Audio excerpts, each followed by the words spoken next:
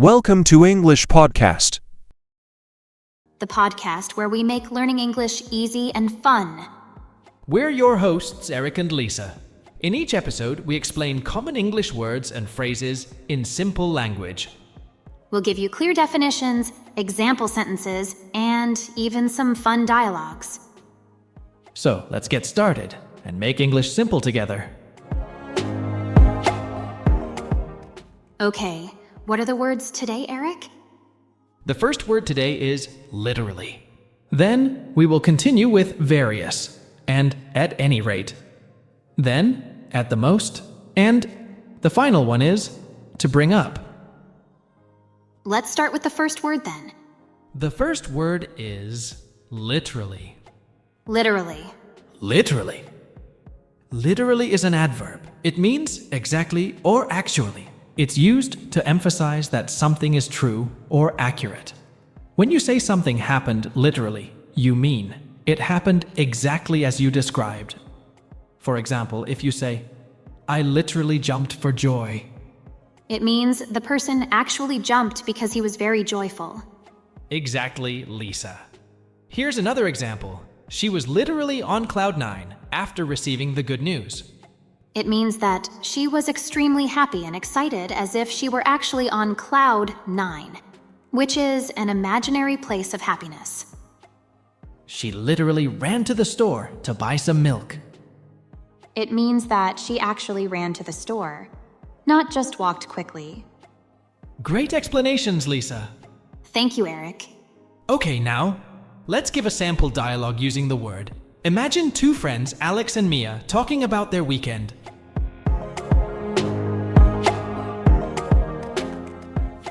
Mia, you won't believe it. I literally saw a movie star at the coffee shop yesterday.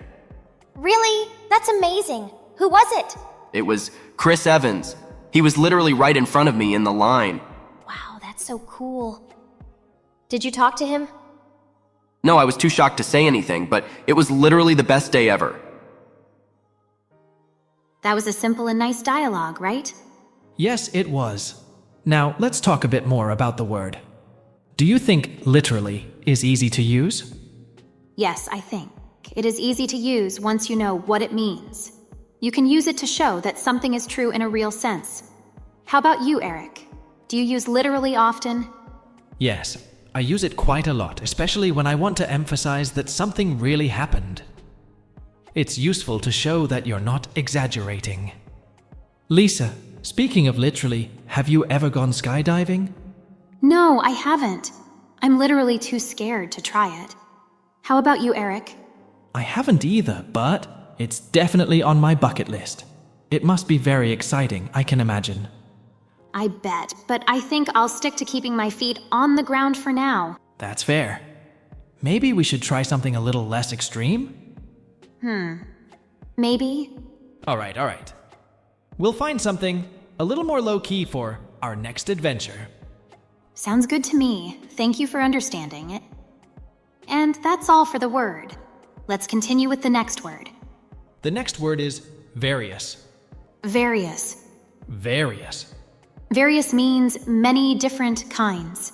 We use it to talk about more than one kind of thing. That's right.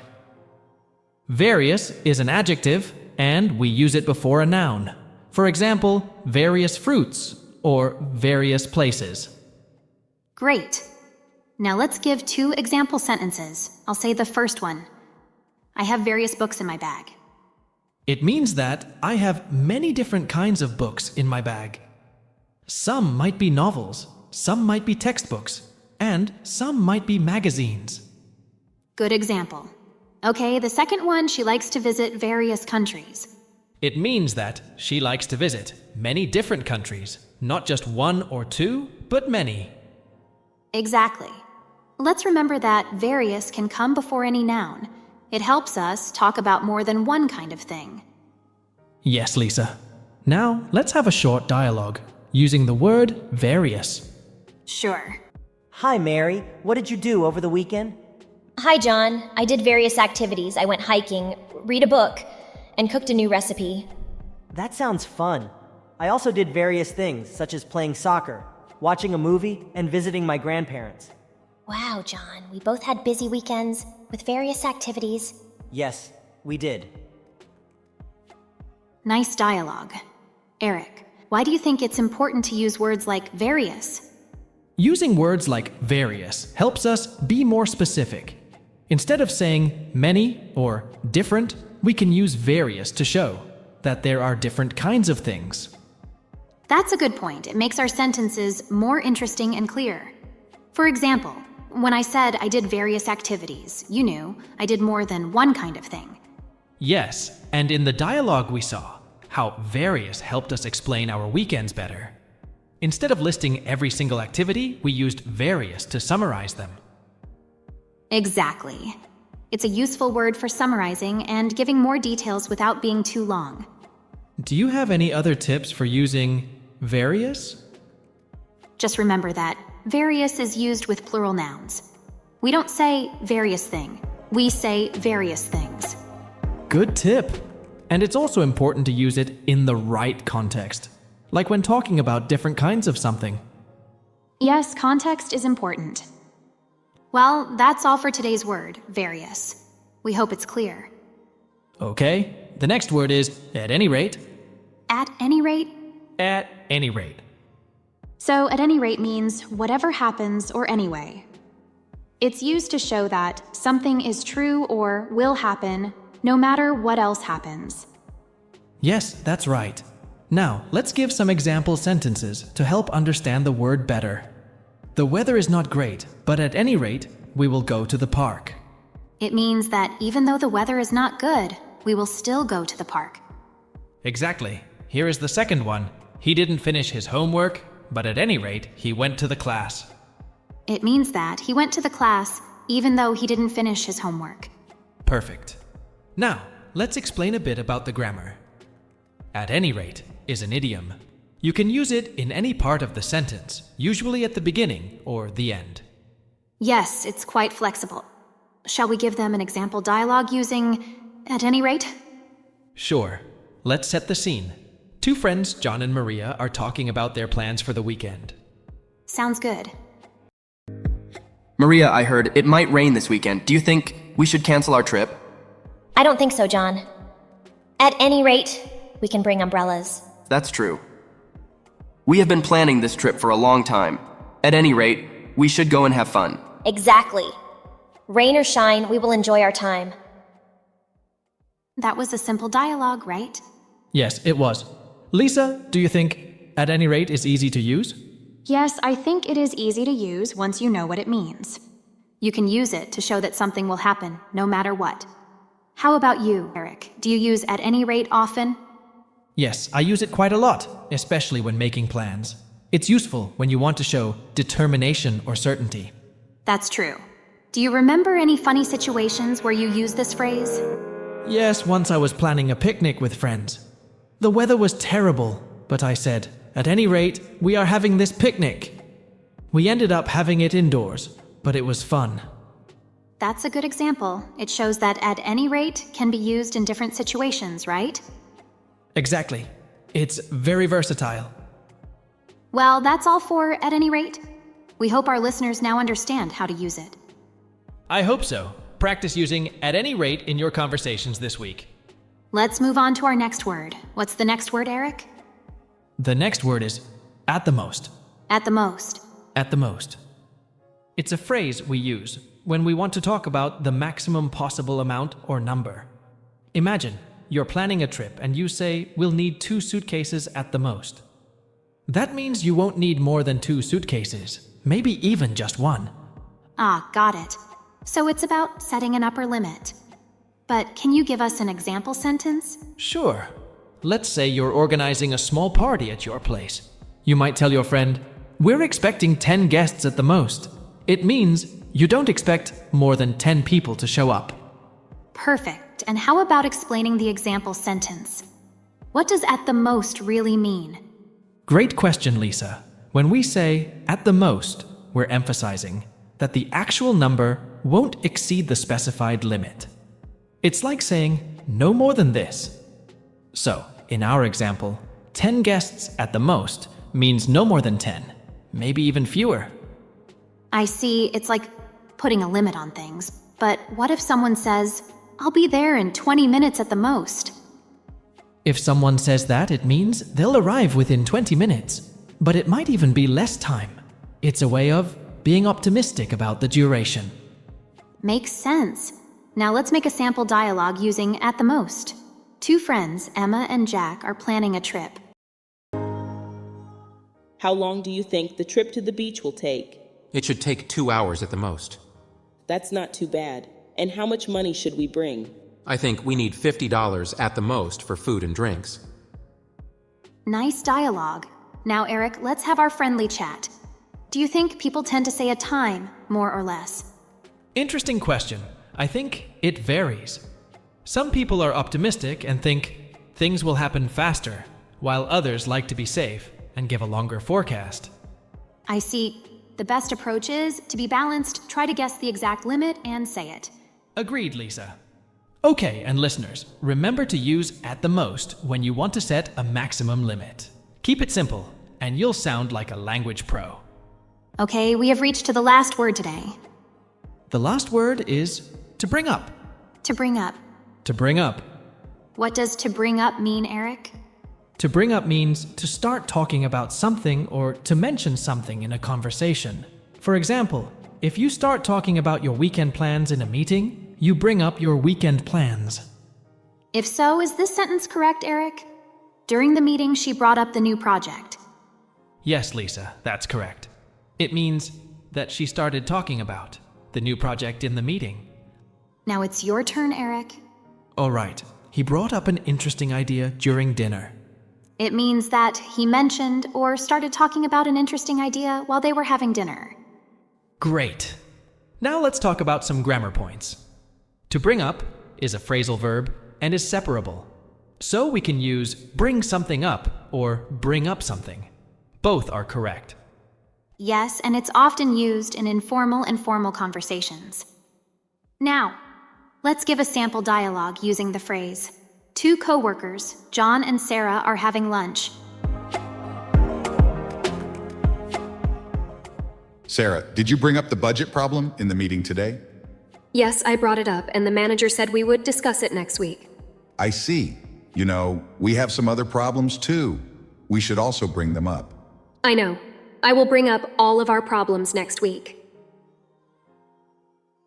That was a useful dialogue. Now, let's talk about it.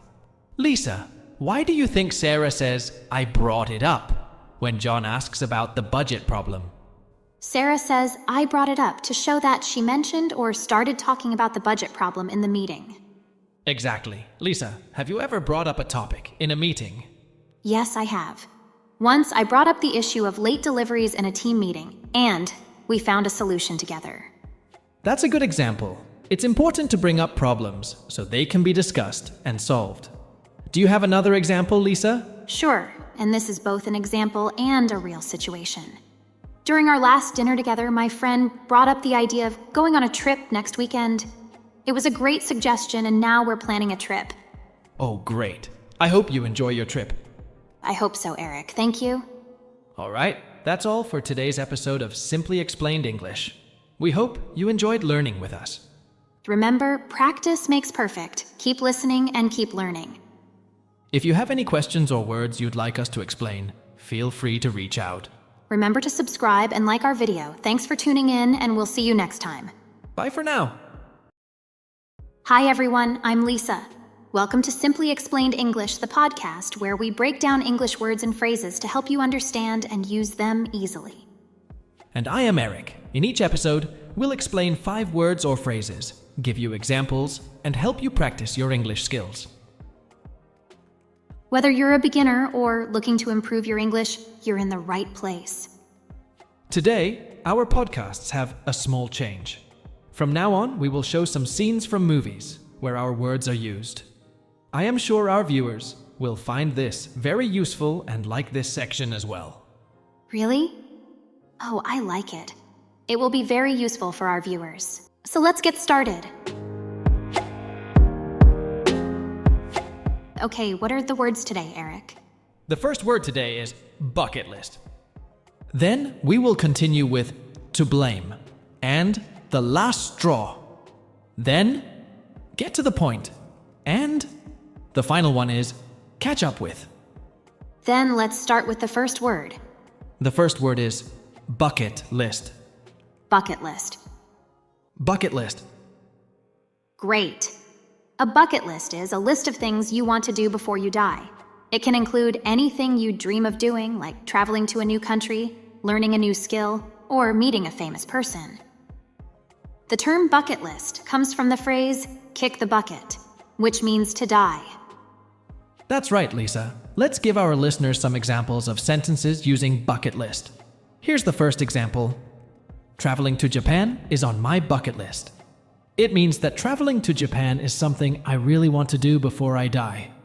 Here's the second example. She has skydiving on her bucket list. It means that she wants to go skydiving before she dies. Perfect. Now we should also mention that bucket list is a noun. It often comes with the preposition on, like in our examples. On my bucket list, or on her bucket list. Right, and remember, you can use bucket list with different verbs like have, make, or complete. For example, I made a bucket list, or I want to complete my bucket list. Okay, before our example dialogue, let's watch the movie scene where bucket list is used. Then we will continue a sample dialogue. So what is on your bucket list? So, do you have anything else on your bucket list?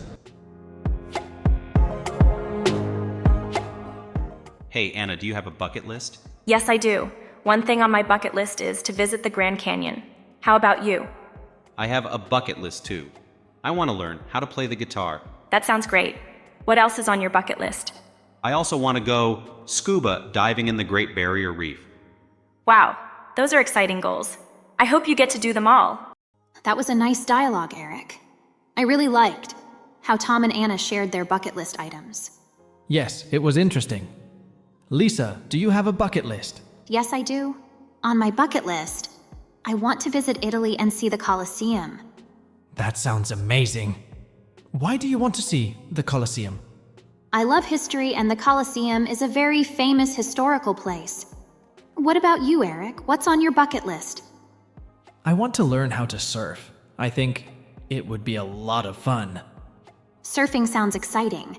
Have you ever tried it before? No, I haven't. But it's something I really want to try. That's a great idea, Eric. I hope you get to learn how to surf. Thanks, Lisa. I hope you get to visit Italy and see the Colosseum too.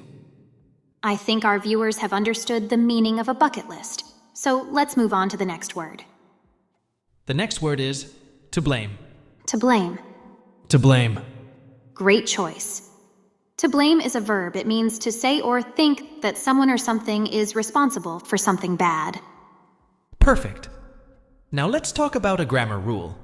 When you use to blame, you can follow it with for, and then a noun. If you use a verb, you should use ing form of the verb. For example, blame somebody for the accident, or blame somebody for breaking the vase. Exactly. Now let's give some example sentences. I'll start with the first one. The teacher blamed the student for the mistake. It means that the teacher said the student made the mistake. Good job. Here is the second example sentence. He blamed his little brother for his broken phone. It means that he said his little brother made his phone broken. Okay. Before our example dialogue, let's watch the movie scene where to blame is used, and then a short dialogue. The characters will be Alex and Jamie, and they are talking in a park. I blame you for my death. I don't blame people for their mistakes. Jamie, why did you blame me for the lost keys? I didn't mean to blame you, Alex. I just thought you had them last. But I told you, I gave them to Sarah. It's not my fault. I'm sorry. I think I should blame myself for not remembering. It's okay, Jamie. Let's just find the keys together. That was a nice dialogue. Lisa, why did Jamie blame Alex for the lost keys? Jamie thought Alex had the keys last. What did Alex say to explain? Alex said he gave the keys to Sarah. He said it was not his fault. Why did Jamie apologize? Jamie realized that she made a mistake. She said he should blame himself. Do you think Jamie and Alex will find the keys? Yes, I think so. They will work together to find them. This was a good practice. We learned how to use to blame in sentences and in a dialogue. Yes, it was helpful. I think we explained it well. I think so, Eric. Okay, let's move on to the next word. The next word is the last straw. The last straw. The last straw. Ah, the last straw. This phrase means the final problem or difficulty in a series of problems that makes a person lose their patience or take action. Yes, it's like when you have had enough of something, and if one more thing happens that makes you say, "That's it, I can't take it anymore." Exactly. For example, after missing the bus and spilling coffee on her shirt, forgetting her keys, was the last straw for Sarah. It means that Sarah had many small problems, and forgetting her keys was the final problem that made her very upset. Now, your turn, Eric. When the car broke down again, it was the last straw for John. He decided to buy a new one. It means that John had already many problems with his car before, and when it broke down again, he decided that he couldn't handle it anymore and buy a new car. Good explanations, Lisa. Let's give a sample dialogue using the last straw. This dialogue is between two friends, Anna and Tom. Before the dialogue, we will watch two scenes from some movies. That's it. That's the last straw. Lacey. But the canceled trip was the last straw.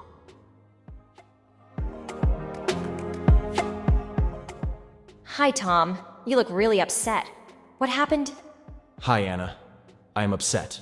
My boss gave me more work today, even though I already have too much. It was the last straw. Oh no. That sounds terrible. What will you do? I decided to leave my job. It was the last straw.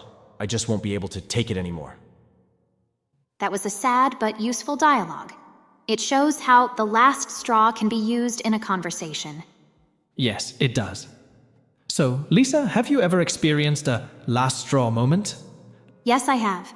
One time, my computer kept crashing while I was working on an important project. When it crashed for the third time, it was the last straw, and I decided to get a new computer. I understand how that can be very frustrating. For me, it was when my neighbor's dog kept barking every night. When it happened again, and I couldn't sleep, it was the last straw, and I called the police. It's interesting how the last straw can be different for everyone. It shows how we all have different limits. Yes, that's true, and it's a useful phrase to know because it helps us explain those moments when we just can't take anymore. Absolutely. But we hope that our viewers will not experience anything like the last straw.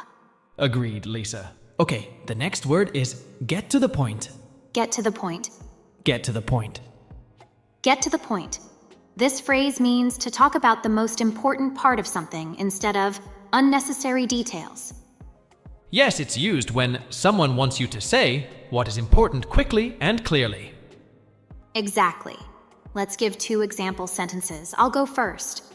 During the meeting, the boss asked everyone to get to the point and stop talking about unrelated things. It means that the boss wanted everyone to talk only about the important parts and not waste time on other topics. This is my example. I was in a hurry, so I asked my friend to get to the point when telling the story. It means that the person wanted his friend to tell the important part of the story quickly because he didn't have much time. It's important to note that get to the point is quite direct and can be considered a bit impolite in formal situations. In formal settings, it might be better to say something like, "Could you please summarize the main points?" Or, "Can we focus on the key issues?" Yes, using more polite alternatives is a good idea in formal contexts. Now, let's give a sample dialogue using get to the point. This dialogue is between 2 colleagues, Mark and Jane. And before that, we will watch 2 movie scenes. I wish you'd get to the point, because I'd like to see my brother. People, let's get to the point so we can all go home. Hi, Jane. Can we talk about the project? Sure, Mark. Well, I think we need to make some changes to the design. Okay, but can you get to the point? We don't have much time. Right. The main issue is the color scheme. I think we should use different colors. I see. That makes sense. Let's work on it. That was a good dialogue. It shows how get to the point can be used in a conversation. Yes, it does. So Lisa, have you ever had to ask someone to get to the point? Yes, I have. One time my friend was telling me a long story, but I needed to leave soon. So I asked her to get to the point. I understand. Sometimes people talk too much about details, and we just want to know the important part. Exactly. For me, it's usually during meetings. When there is a lot to discuss, it's important to get to the point quickly. Yes, sometimes it can be a waste of time. Okay, Eric, time to explain our last word today. The last word is catch up with. Catch up with. Catch up with. So catch up is a common phrasal verb in English. It has a few different meanings, but today we'll focus on the most common one. When you catch up with someone, it means you meet or talk to them after a period of time during which you haven't seen or spoken to each other. For example, if you haven't seen your friend for a while, you might say, "Let's meet for coffee and catch up." Exactly, Lisa. And it's not just about meeting in person. You can also catch up with someone over the phone or even through messages. It's all about reconnecting and finding out what's been happening in each other's lives. Now let's give a couple of example sentences to explain this. Eric, can you start? Sure. Let's say you have a friend named Alex. You haven't seen Alex in a few months because they moved to a different city. One day you run into Alex at a cafe. You might say, "Hey, Alex, long time, no see.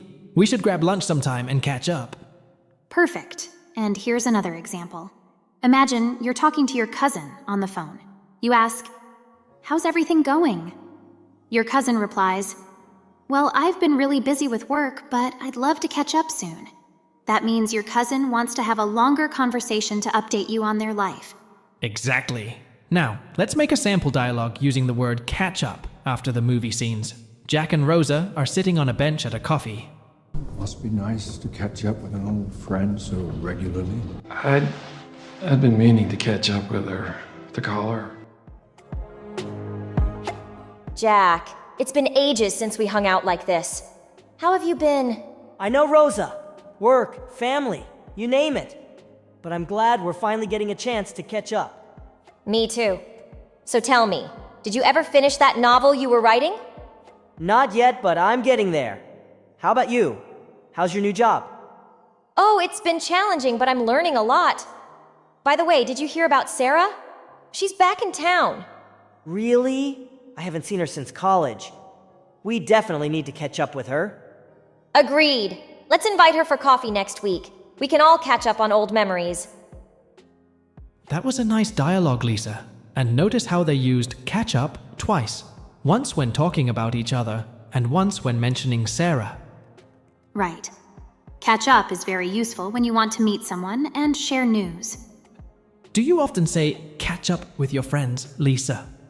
Yes, I do. I use it a lot when I haven't seen my friends for a long time. How about you, Eric? Me too. It's a nice way to stay connected with friends. I agree. And it's easy to remember. Just think about catching something to reach the same place. That's a good tip. I hope our listeners find it helpful. Yes, I hope so too. Remember to practice using catch up in your sentences. It will help you remember it better. And practice makes perfect, so go ahead and catch up with your language learning journey. Great advice, Lisa. That's all for today's episode. Thanks for watching and listening, everyone. See you next time on Simply Explained English. Bye-bye.